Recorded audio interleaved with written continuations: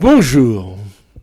Tous les Français qui le souhaitent pourront être vaccinés d'ici l'été, annonce mardi du président de la République. Est-ce crédible? Je dis oui, peut-être, mais de quelle année? M. Macron ne devrait pas promettre un vaccin pour tout le monde, et encore moins donner une date, car il ne maîtrise pas la production des vaccins qui est du ressort de l'industrie pharmaceutique. Et de rajouter, nous allons sécuriser 2,3 milliards de vaccins en Europe. Nous espérons faire encore plus. Voilà qui est typique de la communication d'enfumage. On est incapable de vacciner 1 million de personnes en un mois, mais on va sécuriser 2,3 milliards de vaccins. Les mots ont-ils encore un sens, ou n'ont-ils plutôt le seul but de sidérer l'opinion pour la faire douter de la réalité que chacun peut voir? Que peut bien dire sécuriser des vaccins quand on est incapable de les délivrer? Parole, parole, parole, disait Dalida. Les promesses n'engagent que ceux qui les écoutent. Le métier de M. Macron, c'est de faire de la politique, et ces promesses n'engagent donc que ceux qui y croient. M. Macron dit tout et son contraire sur tous les types de sujets, et surtout n'est pas avare de promesses. C'est une technique qui fait penser à celle du miroir aux alouettes, le beau miroir étant lui, évidemment, et les alouettes, me direz-vous.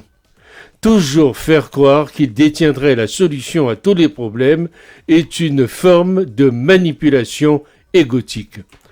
Ce qu'il ne dit pas, c'est qu'il y a eu un vaccin français, créé par une société française, le labo Valvena, qui a demandé en vain un soutien à l'État pour développer ses tests et réserver des doses. Le ministre n'a jamais répondu au courrier du PDG. Résultat, ce vaccin innovant, qui développe une techno différente des autres, est intégralement financé par les Anglais, qui en ont commandé 60 millions de doses. Les Français ne verront pas la couleur de ce vaccin réalisé par des chercheurs français. Et vous pouvez retrouver ces informations sur des journaux comme le Huffington Post ou le Canard enchaîné.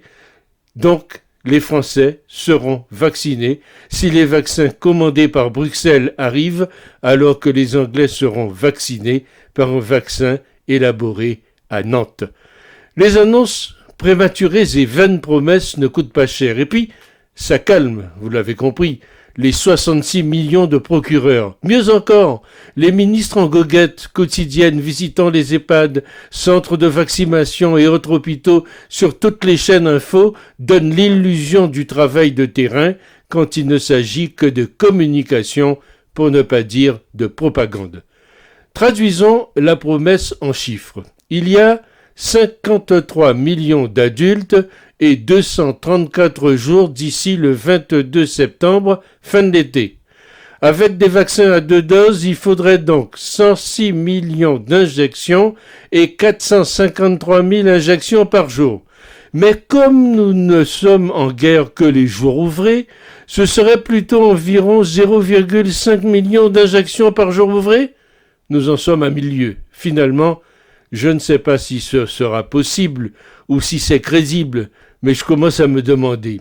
Vu les innombrables mutations du virus qui a déjà généré, c'est officiel, 4000 variants, si tout cela sera utile.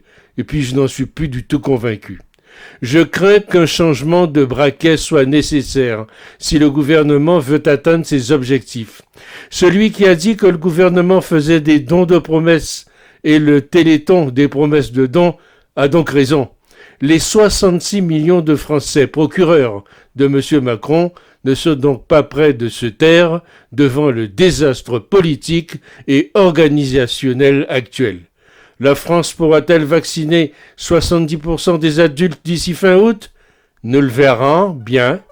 M. Macron dirige la France et le vaccin d'une main de maître, pas de sushi.